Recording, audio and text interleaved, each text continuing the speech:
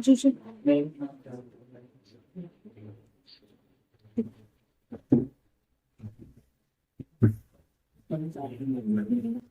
जी, कौन सा वाला क्वेश्चन है ये? वैल्यू एडिड मेथड का 15।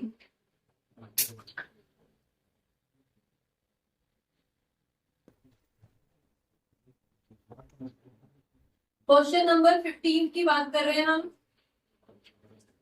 हाँ जी, अब Indian economy 4 types of industries हैं, ए बी सी डी। अब ए सेल कर रहा है, बच्चे समझ लो, ए सेल कर रहा है बी को कितना? 20,000 का सामान। ठीक है, मतलब ये बी की परचेज हो गई। ठीक है, अब बी इसमें कुछ वैल्यू एडिशन कर रहा है, इसके अंदर कुछ वैल्यू एडिशन कर रहा है वो 40,000 का। तो टोटल बी का यहाँ से आउटपुट निकल जाएगा। 20 उसका कंजम्पशन था, जितने का सामान उसने यूज किया उसमें 40,000 रुपए का उसने अपग्रेडेशन किया, आउटपुट निकाला। तो टोटल आउटपुट अगर हम बात करेंगे यहाँ पे, अगर हम बी के आउटपुट की बात कर रहे हैं तो आउटपुट वुड बी 60,000। यहाँ तक किसी को कोई इशू? 20,000 का खरीदा, 40,000 का उसमें उसने एडिशन कर दिया, तो टोटल सामान जो है वो 60,000 का हो गया डी का। आउटपुट की बात करते हैं। अब इसमें से बोला जा रहा है कि बी का जो ये सामान है उसमें से वो sells half of its output to C. अब इसमें से आधा सामान, हाँ, तो वो सी को सेल कर देता है। आधा सामान कितने का होगा? 30,000 का सामान होगा। ठीक है, एंड हाफ जो है वो डी को सेल कर देता है। हाफ कितना हो गया? अगेन 30,000 का सामान हो गया। ठीक है, अब C sell its value added is 30,000। D जिसका वैल्यू एडिशन जो है 30,000 का है, तो इतने में तो उसने खरीदा था, ये तो उसकी कॉस्ट थी, प्लस उसमें 30,000 का वो वैल्यू एडिशन कर देता है। तो यहां से हमें क्या पता चलेगा? यहां से हमें डी का आउटपुट पता चल जाएगा। क्लियर? तो डी का आउटपुट हो गया हमारा अगेन 60,000 का। ठीक है, and sales its output to final product for 1,30,000। ओहो, ये 60,000 पे नहीं सेल कर रहा है, ये तो वैल्यू एडिशन कर रहा है 30,000 का। ठीक है, D whose value added is 30,000 sell its all output to final product for 1,30,000। मतलब कि ये तो अपने पूरे सामान को जो भी इसका आउटपुट हो रहा है 60,000 का, उसको ये सेल कर रहा है कितने में? 1,30,000 में सेल कर रहा है, ये बोला हुआ है। यहाँ पे दो चीजें मैटर करती है, एक तो इसने वैल्यू एडिशन कितने का किया। ठीक है, अगर हम इस वैल्यू एडिशन को देखते हैं तो हमें इसका आउटपुट नजर आ रहा है, लेकिन ये तो कह रहे हैं 30,000 में सेल कर रहा है, तो एक्चुअल आउटपुट तो इसका ये है। हाँ जी, आउटपुट तो ये है भाई, तो इसका मतलब है ये तो कुछ भी नहीं था। समझ में आ गया? क्लियर?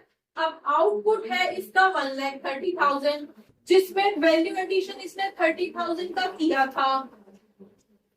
वैल्यू एडिशन इसने 30,000 का किया था, तो आपको यहाँ पे निकालना है कि whose value added 30,000 sell its product for 1,30,000 का। तो यहाँ से क्या निकल के आएगा? वैल्यू एडिशन दे दी, इंटरमीडिएट कॉस्ट दे दी, सेल दे दी, तो यहाँ से हमारे पास क्या निकल के आएगा भाई इसका?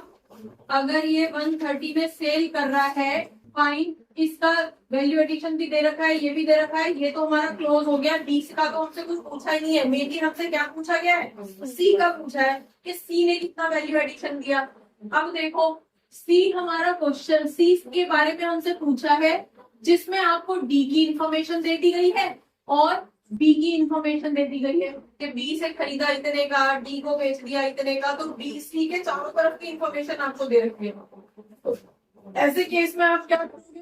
अब अगर यहाँ पे 130 का था और 30 का वैल्यू एडिशन था, तो समहाउ इसका जो इंटरमीडिएट कॉस्ट रहेगा, वैल्यू एडिशन इक्वल्स टू आपके पास ये आउटपुट जो भी वैल्यू है माइनस उसका यहाँ पे आईसी है ना, तो आईसी इंटरमीडिएट कॉस्ट इसकी 1 लाख रुपीज निकल जाएगी। यहां से क्लियर हुआ। ए ने बी को सेल किया 20,000 का, बी की कॉस्ट है 20,000, बी ने वैल्यू एडिशन कर दिया 40,000 का, बी का जो टोटल सेल हो गई वो कितने की हो गई, 60,000 की हो गई। अब बी का जो आउटपुट था वो 60 का था। नेक्स्ट आपका स्टेटमेंट कह रहा है कि उसने आधा आधा जो है, आधा सी को बेच दिया और आधा डी को बेच दिया, तो 30,000 का यहाँ पे आ गया और 30,000 का उसका यहाँ पे आ गया।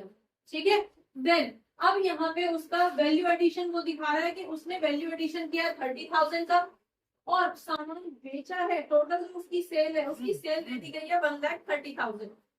ठीक है, तो इसके अकॉर्डिंग तो उसकी टोटल कॉस्ट कितनी रहेगी, उसकी टोटल कॉस्ट 1,00,000 रुपए की आ रही है। अब आप थोड़ा सा वो रखो कि क्या ये पूरा का पूरा, यहाँ पे आपका क्वेश्चन जनरेट हो रहा है, क्या उसने पूरा का पूरा सामान सिर्फ सी से खरीदा है। सी ने अपना सारा सामान डी को बेचा है, लेकिन डी ने सारा सी से नहीं खरीदा है।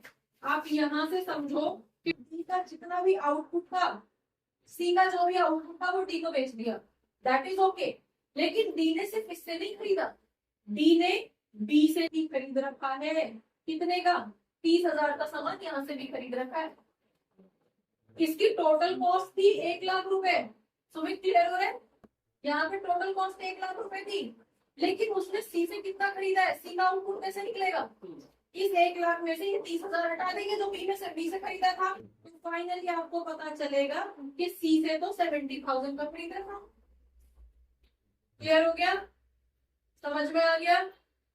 आगे बढ़ो, ये ट्रांजेक्शन क्या हुई है, तो इसका मतलब है कि ये जो टोटल कॉस्ट है ये 1 लाख आई है। कैसे, 1 लाख इक्वल्स टू जो उसने 70,000 का तो खरीदा है फ्रॉम सी प्लस 30,000 का खरीदा है फ्रॉम बी, इस तरह से होगा। तो सी का आउटपुट कितनी हुई, तो सी की सेल हम कितनी मान के चलेंगे, 70,000। क्लियर हो गया।